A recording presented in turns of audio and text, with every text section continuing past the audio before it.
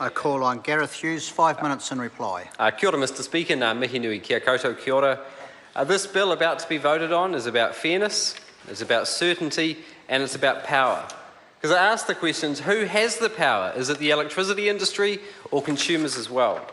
It asks, who does the electricity system work for? Just the big power companies or for everyone? It also asks a fundamental question of our electricity grid. Going into the future, will the industry continue to discourage solar Kiwis, thereby forcing them into batteries and off-grid, or will it work with them and harness the national and network benefits they bring? So in this speech, I'd like to outline the solutions the bill brings, but also address some of the objections. But first, I'd like to thank all the dozens of homes, the schools, the businesses, the farms, the maraes, who opened their doors to me, led me up onto their roof, and proudly showed me their solar panel. I'd like to thank the clean energy industry in New Zealand, particularly CANS.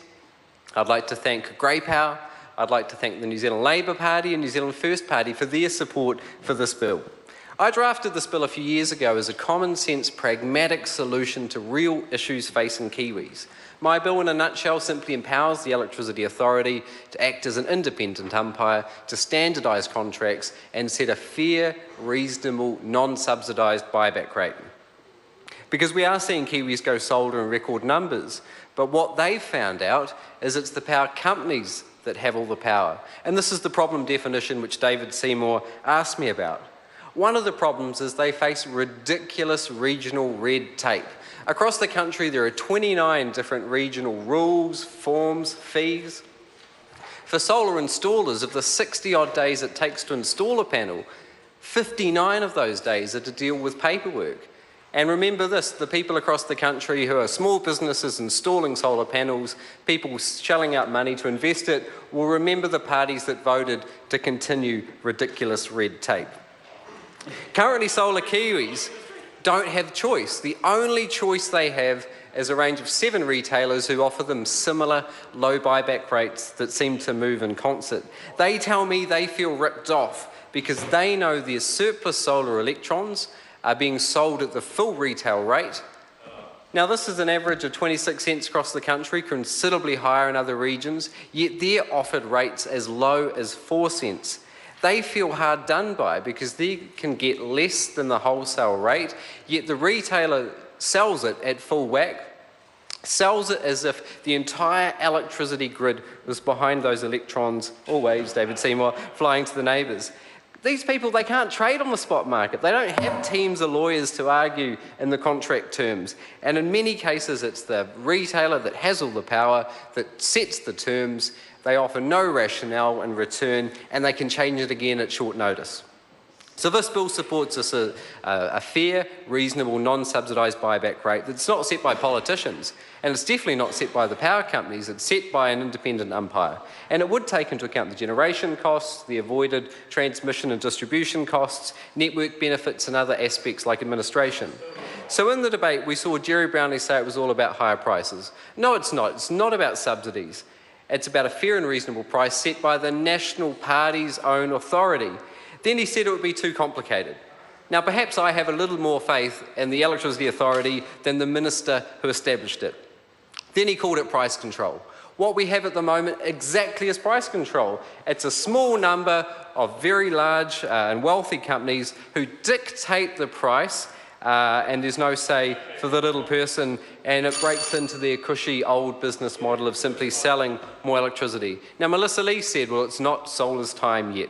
Well, that's not what Deutsche Bank said about New Zealand this year, nor the experience on the ground, because Kiwis in record numbers are going solar because of record high power bills and record low solar costs. They're voting with their wallets, investing their own money, and they're simply asking for more certainty and a fair go.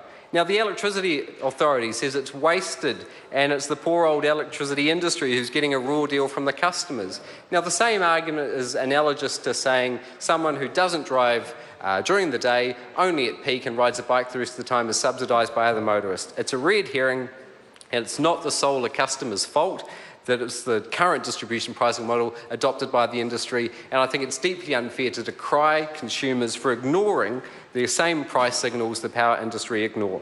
So what we see, Mr. Speaker, is a clear choice between shining a little sunlight on the issue and hearing from all these people, continuing the discussion around a select committee. And this is my question to members. Will they stand with the big old power companies, or will they stand with the little people of New Zealand who want a little bit of fairness, a little bit of certainty? Kia ora koutou.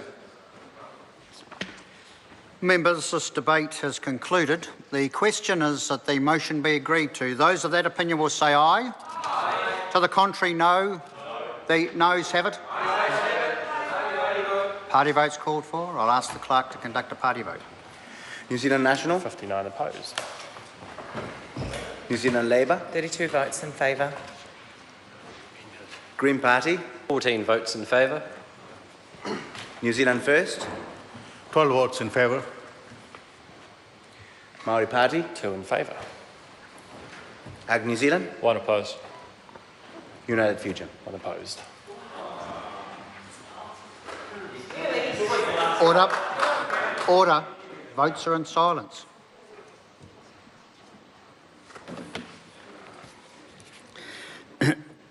Members, the ayes are 60, the noes are 61. The motion is not agreed to.